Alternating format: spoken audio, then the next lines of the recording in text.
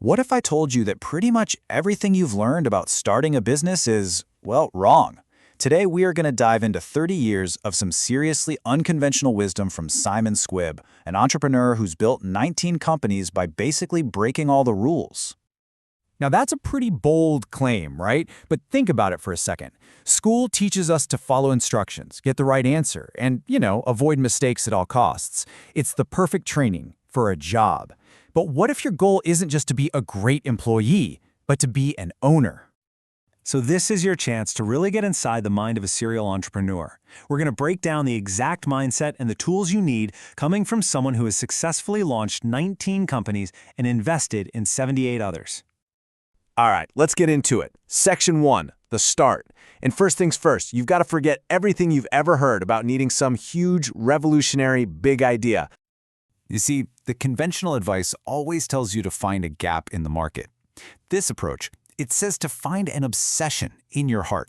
I mean, when Simon Squib started his marketing agency, he had something like 500 competitors. He didn't win by being totally unique.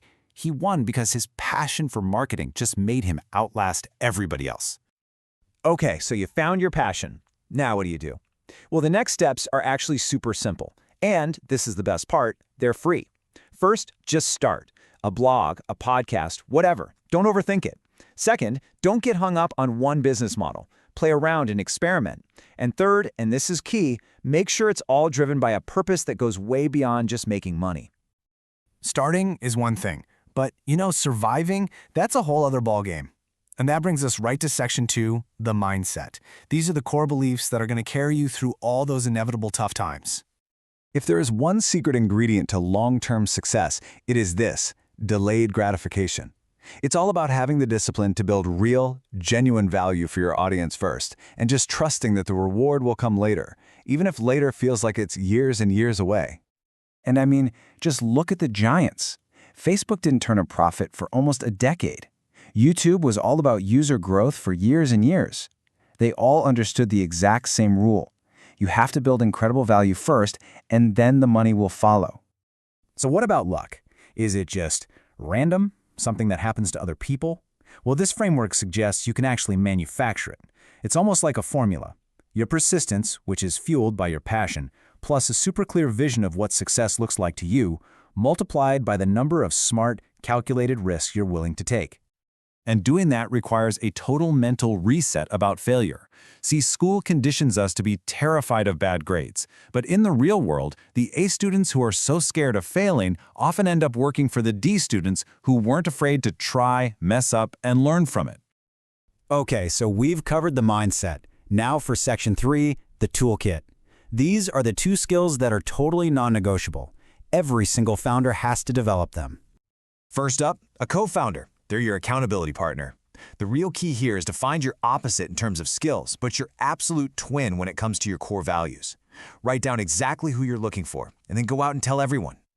Now, when it comes to selling, you have to forget the feature list. You're not selling a product. You're selling an outcome, a feeling, a philosophy. I mean, think about it. Apple sells creativity and changing the world, not just processors and gigabytes. And the best part is, you don't have to be some kind of natural salesperson to nail this. Selling isn't about being slick. It's about making a genuine connection. If you truly understand the customer and you actually connect with them as a person, the deal just becomes a natural, easy conclusion. All right, let's start putting all of these pieces together. Section 4 is the growth engine. This is how you take your passion project and turn it into a company that can really, truly scale. Now, this is a really powerful shift in how you think. The real, long-term, sellable value of your company isn't your revenue. It's your brand. It's the feeling, the reputation, and the purpose that people connect with your name. So how do you build that brand? With people who genuinely believe in it. You hire them because they align with your purpose, and you keep them by giving them real ownership. You've got to make them partners in the journey, not just passengers along for the ride. And that brings us to our final section, number 5, the end game. This covers the ownership structure and the ultimate goal that so many entrepreneurs get wrong from the very beginning. Let's talk a little bit about psychology here. Fighting for 51% of the equity just to have control, it's a total rookie mistake, and it just poisons the relationship from day one. A true 50-50 split builds a partnership. Real control isn't about a few percentage points. It's something you define clearly in a legal agreement. And here it is, the final and kinda beautiful paradox of building a business. If you want to create a company that someone will actually want to buy, you have to build it as if you would never, ever want to sell it. It's the passion that creates the value. So we've covered the start, the mindset, the tools, the growth, but honestly, none of it matters without the answer to this one question. And it's not, what will I build? It's, what problem am I completely obsessed with solving?